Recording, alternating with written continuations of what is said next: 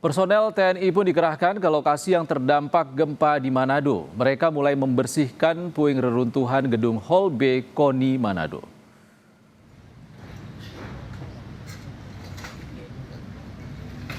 Personel TNI menyingkirkan beragam jenis material seperti beton, besi, dan seng. Selain itu, sejumlah batalion personel TNI juga disiagakan di lokasi terdampak seperti di Manado, Kabupaten Minahasa, dan Pulau Lembeh, Kota Bitung. Warga Sulawesi Utara juga diimbau agar tetap waspada karena saat ini masih terjadi gempa susulan.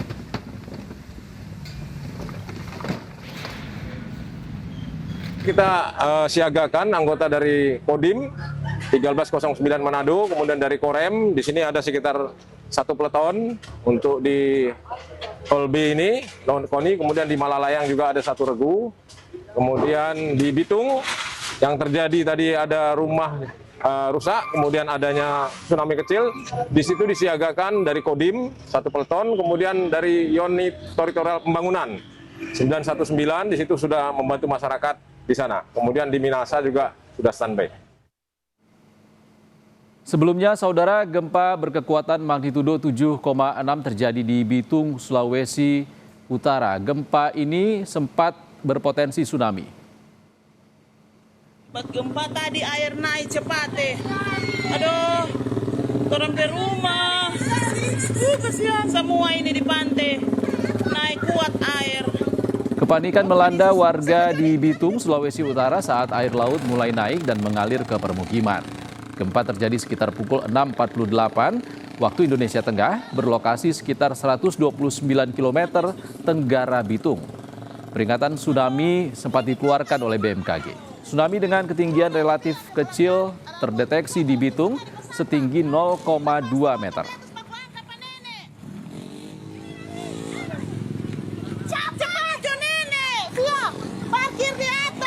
Pagi ini baru saja terjadi tanah goyang di Batang 2 yang kami tidak tahu berapa kekuatannya. Gempa juga dirasakan warga di kota Ternate, Maluku Utara.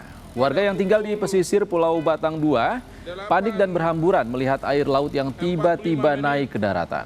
Selain Ternate, 2 daerah lain di Maluku Utara juga berpotensi mengalami dampak tsunami dan masuk kategori siaga, yaitu Halmahera dan Tidore. Yang mau rencanakan berangkat ke Ternate.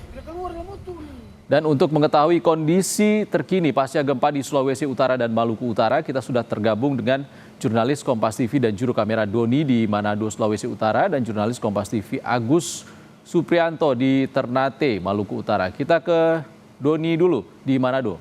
Doni, peringatan dini tsunami sudah dicabut di sana. Seperti apa aktivitas warga saat ini? Ya, selamat siang Iksan dan juga saudara. Kami perbaharui informasi terkini pasca terjadinya gempa bermagnitudo 7,6 yang terjadi di wilayah perairan Maluku yang berdampak terhadap 2 provinsi, yakni di Sulawesi Utara dan juga di Maluku Utara. Di Provinsi Sulawesi Utara sendiri dampak gempa terasa sangat kencang pada pukul kurang lebih 6:48 waktu Indonesia Tengah dan sempat membuat kepanikan sejumlah warga, terutama masyarakat yang berada di bangunan-bangunan bertingkat yang membuat mereka panik berhamburan lari keluar.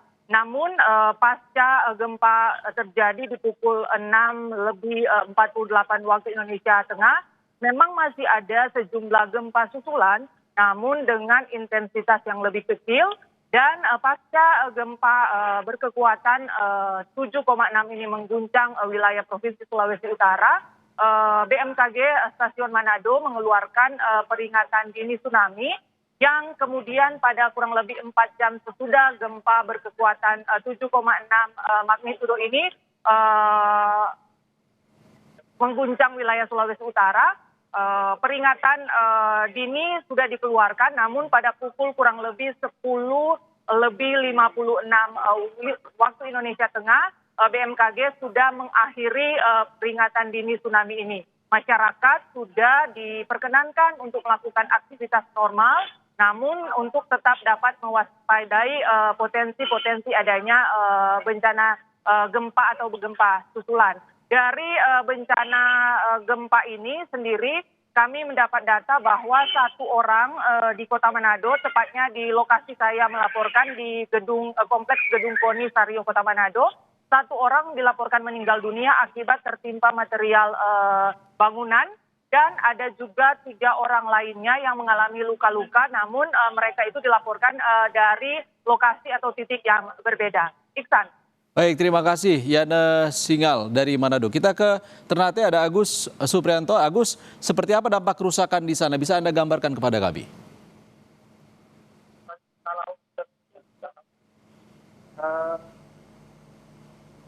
Bermagnitudo 7,6 yang terjadi pada pagi tadi itu memang membuat warga di Kota Ternate khususnya panik. Mereka berhamburan keluar menuju ke jalan raya dari gedung-gedung tempat mereka bekerja atau dari rumah-rumah mereka.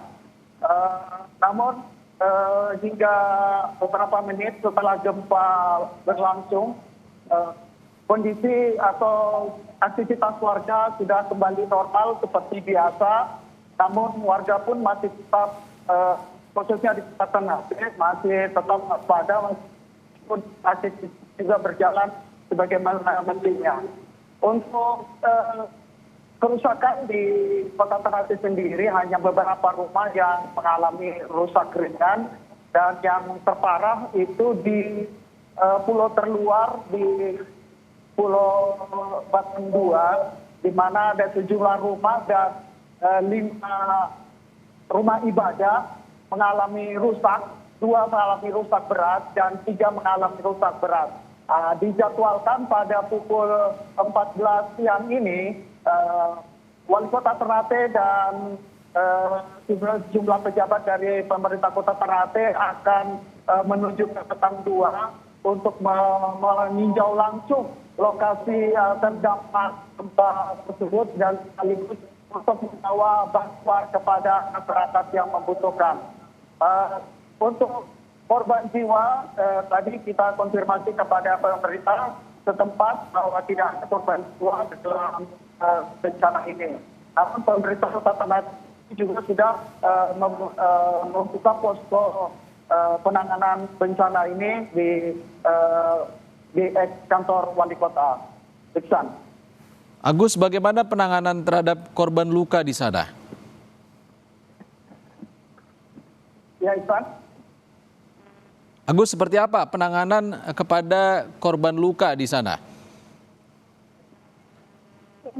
Ini kami belum dapat data yang pasti dari BPPD atau pemerintah Kota Ternate bahwa ada kerusakan rumah berapa banyak dan yang ringan dan yang berat ataupun korban luka-luka. Hingga saat ini pemerintah Kota Ternate dalam hal ini BPBD masih terus melakukan pendataan hingga beberapa jam kemudian yang katanya akan dirilis kepada publik. Ihsan. Untuk kerusakan objek vital, Agus, seperti apa di sana? Apakah ada kerusakan fatal kepada gedung perkantoran atau pemerintahan? Baik, untuk di Kota Ternate sendiri, untuk kerusakan fasilitas umum atau fasilitas yang lainnya tidak cukup minim. Hanya beberapa rumah yang mengalami kerusakan berupa keretakan-keretakan di dinding yang berada di sejumlah kelurahan, ada kurang lebih 3 kelurahan di kelurahan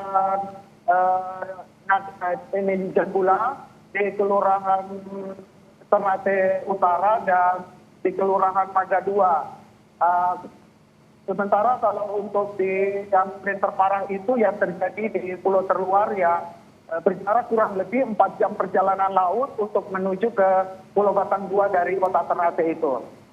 Iksan. Baik, terima kasih Agus Suprianto dari Ternate, Maluku Utara, dan sebelumnya ada jurnalis Kompas TV Yana Singal dan juru kamera Doni Arai dari Manado, Sulawesi Utara. Terima kasih kawan-kawan.